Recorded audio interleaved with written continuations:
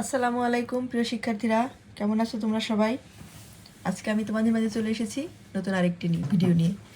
আমি আজকে তোমাদেরকে সমাধান করাবো পঞ্চম শ্রেণী 2026 সালে গণিত বইয়ের দ্বিতীয় অধ্যায় গাণিতিক বাক্যের 27 নম্বর পৃষ্ঠার অঙ্কগুলো। দেখো, দেরি না করে চলো শুরু করি এখনই। এখানে 4 নম্বর অঙ্ক কি বলছে? একটি কুয়া খুঁড়তে 8 জন ব্যক্তির 2 দিন সময় লাগে। ভালো করে খেয়াল করো, 8 জনে কুয়াটে খুঁড়তে পারে হচ্ছে 2 দিনে, মানে 2 দিনের ভিতরে যদি কাজটা কমপ্লিট করতে হয় তাহলে 8 জন ব্যক্তির প্রয়োজন হয়। তাহলে 2 জন ব্যক্তি ওই কুয়া খুঁড়তে কত দিন লাগবে?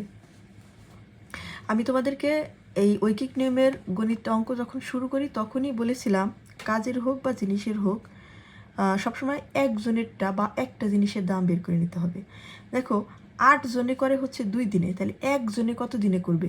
এখন 8 জনের খাবার যেমন একজনে খাইতে পারে না, 8 জনের কাজও নিশ্চয়ই একজনে ওই সময় করতে পারবে না, সময়টা নিশ্চয়ই বেশি লাগবে। তাহলে কি 8 দিয়ে ওইটাকে গুণ করতে হবে। 8 জন যদি 16 দিনে পারে, তাহলে একজনে কত দিনে পারবে? কাজের পরিমাণ দিন বেড়ে যাবে, তাহলে কি আমাদের গুণ করতে হবে। বুঝতে পারছো? তারপরে হচ্ছে আমাদের কাঙ্ক্ষিত যে মানটা আমরা সেটা বের করব, সেটা দিয়ে ভাগ করে বের করে নেব কাজের ক্ষেত্রে। দেখো, এখানে বলছে একটি কুয়া খুঁড়তে 8 জন ব্যক্তির লাগে 2 দিন।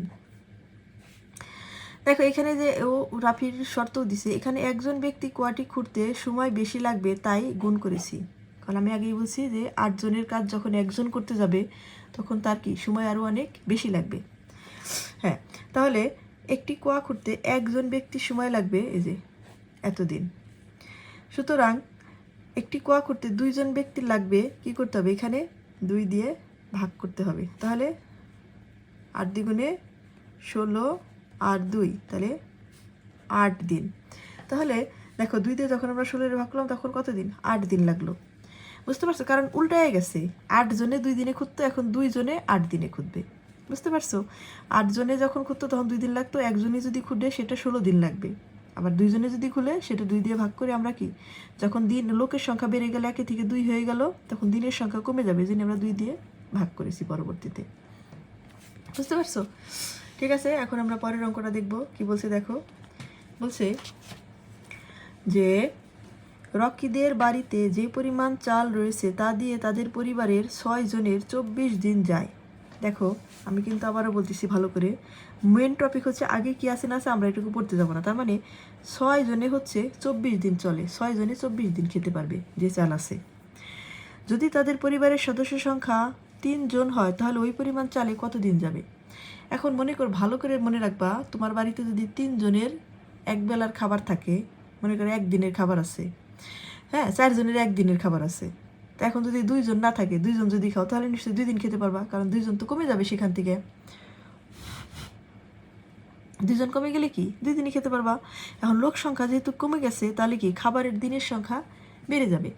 প্রথমে তাহলে কি করব, 6 জনেরটা থেকে আমরা 1 জনেরটা বের করব। তাহলে দেখো যে 6 জনের চলে 24 দিন, তাহলে 1 জনের চলবে তাহলে কত দিন? 24 গুণন 6 দিন। বুঝতে পারছো? তাহলে 3 জনের চলবে, তাহলে 24 গুণন 6 ভাগ কি 3। বুঝতে পারছো? এখন এটাকে যদি তুমি 24 যদি 6 দিয়ে গুণ করো তাহলে কি হবে? দেখো, 4 6 24 4, হাতে আছে আমার কত? 2, 6 দুগুণে 12 আর হলো 2 14, 144 দিন যায় যদি একজন ব্যক্তি খায় সেই চালটা। এখন যখন 3 জন ব্যক্তি খাবে, দেখো 3 দিয়ে যখন আমরা এটাকে ভাগ করব, 3 4 12, 2 4, 3 8 24, তাহলে কত দিন যাবে? 48 দিন যাবে। 3 জনে যদি খায় তাহলে সেই চালে কত দিন যাবে? 48 দিন চলবে। তাহলে তাদের 48 দিন চলবে। বুঝতে পারছো? সবসময় মনে রাখবা, খাবারে মনে করো 5 জনের খাবার যদি 20 দিনের থাকে, 3 জনের তাহলে বেশি দিন যাবে। আবার যদি 5 জনের জায়গায় লোক সংখ্যা বেড়ে 10 জন হয় তাহলে দিনের সংখ্যা কমে যাবে। বুঝতে পারছো? এগুলা এরকম। তারপরেরটা কি বলছে দেখো, পরেরটা বলছে রিয়া দোকান থেকে 24টি পেন্সিল এত টাকায় ক্রয় করলো। তার মানে পেন্সিল কিনছে কয়টা? 24টা। পেন্সিলের দাম কত? 288 টাকা। বুঝতে পারছো? এখন 36টি পেন্সিল কিনতে তার কত টাকা লাগবে? হ্যাঁ, দেখো আমি তোমাদেরকে এটা করে দিচ্ছি। দেখো, এটা হচ্ছে 2 নাম্বার। তাহলে আমি কি বলবো? বলবো 24টি পেন্সিল ক্রয়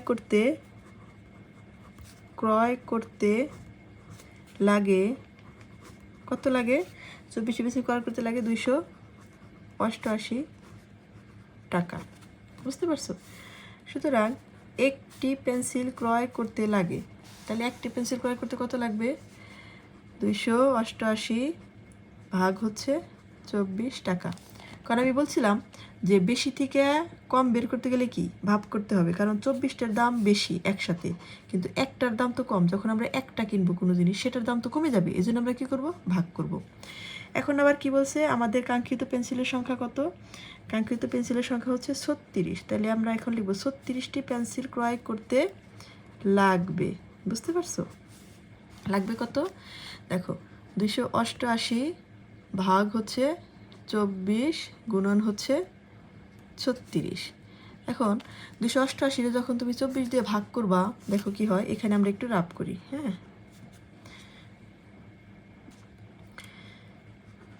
কি লিখবো? 24 ভাগ 288। দেখো 24 দুইটা ডিজিট, 28 দুইটা ডিজিট, তার ভিতরে 24 28-এর ভিতরে একবার যায়, তাহলে 24। আচ্ছা যায় কত? 4। 24 থেকে 28 থেকে 24 বাদ দিলে 4 থেকে কেটে আনলাম 8। 24 48 ভিতরে দুইবার যায়, 48। তাহলে এটার হবে কত? 12। তাহলে একটা পেন্সিলের দাম হয় আমার 12। এটাকে আমরা কি করব? 36 দিয়ে গুণ করব। তাহলে দেখো 36 12, তাহলে 6 দুগুণে 12, 2 হাতে আছে আমার 1, 3 দুগুণে 6 আর 1-এ 7, 6 অক্ষে 6, 3 অক্ষে 3। দেখো তাহলে কি হলো? 2 6 12 আর 1-এ 13, 3 হাতে আছে 1, 3 আর 1-এ 4। তাহলে আমার পেন্সিলগুলোর দাম কত হলো? দেখো পেন্সিলগুলোর দাম হইলো হচ্ছে আমার 432 টাকা। বুঝতে পারছো? তাহলে দেখো 36টি পেন্সিল কিনতে লাগবে হচ্ছে 432 টাকা। এটা হচ্ছে রাফ। সুতরাং 36টি পেন্সিল ক্রয় করতে লাগবে 432 টাকা। ঠিক আছে, শেষ। এরপরে আছে কি আমাদের 6 নাম্বার। কি বলছে দেখো, 2000 টাকা বিনিয়োগে মুনাফা হয় 200 টাকা। হ্যাঁ, এই অঙ্কগুলা একটু মানে কঠিন মনে হয় তোমাদের কাছে হয়তো বা, কিন্তু এগুলোও খুব সহজ, তবে এগুলো খুব কমন অঙ্ক। 2000 টাকা বিনিয়োগে মুনাফা হয় 200 টাকা। মনে রাখবা 2000 টাকাই হয় 200 টাকা। হ্যাঁ, তাহলে আমাদের 1 টাকায় বের করতে হবে, তারপরে যেটা দিয়ে বের করতে হবে সেটা বের করতে হবে। তাহলে 500 টাকায় মুনাফার জন্য কত টাকা বিনিয়োগ করতে হবে? তাহলে 200 টাকা মুনাফা পাইতে হলে বিনিয়োগ করতে হয় কত? এইখানে আরেকটা বিষয় আছে, আমাকে 500 টাকা মুনাফা পেতে হলে কত টাকা বিনিয়োগ করতে হবে, তার মানে বিনিয়োগ বের করতে হবে আমাকে। হ্যাঁ, আমাদেরকে কি বের করতে হবে? বিনিয়োগ বের করতে হবে। এটা মনে রাখবো যে আমাদেরকে কি বের করতে বলছে, যে কত টাকা বিনিয়োগ করতে হবে। বুঝতে পারছো? এই জন্য বিনিয়োগটা আমরা কি করব? শেষে রাখবো। হ্যাঁ, অঙ্কের শেষের মানে লেখার অংশের শেষে রাখবো। তাহলে আমরা এভাবে লিখতে পারি যে এখানে লিখেই দিছে 200 টাকা মুনাফা হয় 2000 টাকা বিনিয়োগে। হ্যাঁ, এটা তো আমার শর্তেই দেওয়া আছে, 200 টাকা মুনাফা হয় হচ্ছে 2000 টাকা বিনিয়োগে। তাহলে আমরা জানি ঐকিক নিয়মই হচ্ছে এক একক বের করতে হবে, তারপরে হচ্ছে এককে ভিত্তি ধরে আমাদের কাঙ্ক্ষিত যে সংখ্যাটা দেওয়া থাকবে তার মান বের করতে হবে। তাহলে 1 টাকা মুনাফা হয়, তাহলে একটা কি লিখব?